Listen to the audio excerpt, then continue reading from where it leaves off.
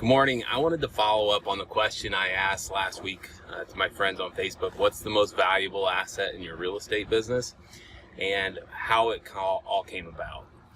I'm often curious about some of the agents in town that are doing 20, 30, 40, $50 million in business a year, maybe more.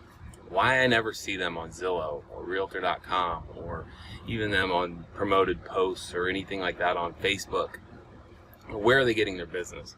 Obviously, it's probably past clients and their sphere. At least that was my theory.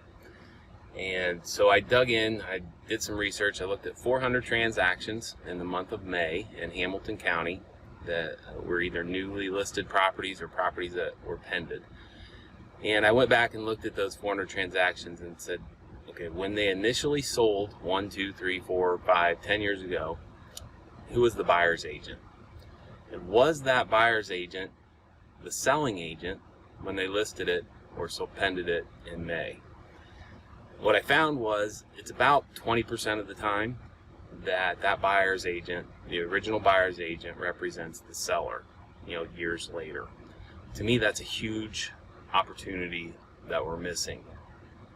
And, so I personally thought that the biggest value or the biggest asset in our real estate business was going to be, the answer is going to be our sphere or our past clients. And what I found was out of the 40 some odd responses, is about half of the responses I received, and some of them were from some very good agents around the city. They used the word relationships or had to do with the word relationships. So when I thought about what my theory was, past clients and sphere of influence, I'm not sure if I was right or wrong, but the word relationships, I think one person out of 40 used the word my past clients.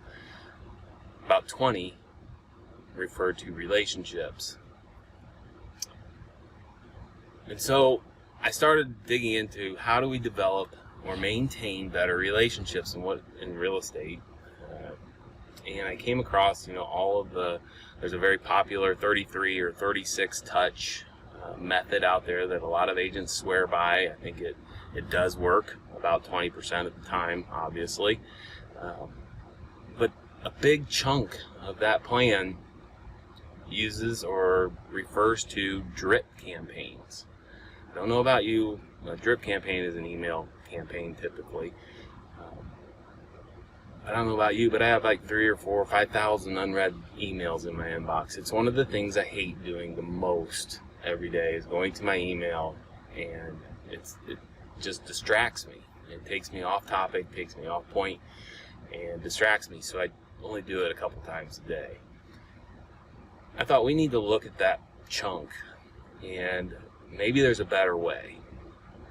None of the research I didn't do a lot. I spent a couple, 3 hours in it, reading blogs and watching some videos on this plan. And nowhere did I hear a mention of social media as part of this. My theory is that is one of the biggest, or the biggest opportunities we might have, is to reach out to our past clients or stay in touch with them or develop relationships through social media. Yes, I believe we should be reaching out 4 or 5 or more times on the phone, engaging with real contact, or hosting a client appreciation events. Those type of things I think are very legitimate. The drip campaigns, on the other hand, I don't hold very valuable. But we have a list. Let's take Facebook, for example. A lot of you have 1,000 friends or less or whatever, but you notice when you go to your timeline, you see the same people over and over again. You see about 10% of the posts from all of your friends. The other 90% of your friends you never see in your timeline. Same thing happens when you create awesome videos or neighborhood videos or new listings, or congratulating your clients on the closing of their home. The posts that you're creating, only about 10% of your friends see those. So we're missing an opportunity there. We have a list, right, in Facebook of our past clients and our sphere of influence that I think we could do a better job of engaging. And it's really where people are engaging or communicating in this day and age. People are going to Facebook, I think, maybe 12 or 15 times a day, something like that. That's where they're getting their information. That's where they're dropping comments. That's where they're using Messenger. What if, and here's a theory, what if you took your CRM, took your Facebook list, a friends list, and made a reminder every 30 days to check that person's timeline? You might see a post from a week or two ago. That's okay. Drop a comment in it. Congratulate them on their son, graduating from high school or college or grade school, or their kid's first day of kindergarten, or, whatever it is. Engage with them. Drop a comment. A like is not an engagement. Drop a comment.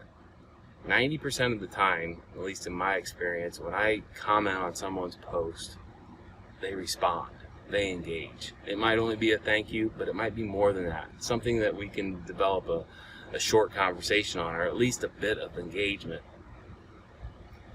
It never surprises me, but when I see someone that I haven't seen for 4, 5, 10 years, or someone I haven't even met before in real life, when I meet them, I feel like I know them and they know me a little bit better because I've been engaging with them on Facebook for a long time. We have an opportunity with our past clients in Sphere to do better. And Facebook, I think, gives us that opportunity. Instagram, too. Reach out to those people. Drop a comment. Engage with them in real life, the way they want to be engaged with. And make it, if you want to keep your 26 drip email campaign in there, great. But let's add 26 more, or whatever, to that list. Engagement, touches. Let's start with the Facebook friends list. Look at everyone's timeline once a month. If you really want to get gritty, do it every few weeks. But start engaging with them. Drop a comment, see what happens, and maintain that relationship. Don't let another agent steal your relationships, or build a better relationship with your past clients than what you are.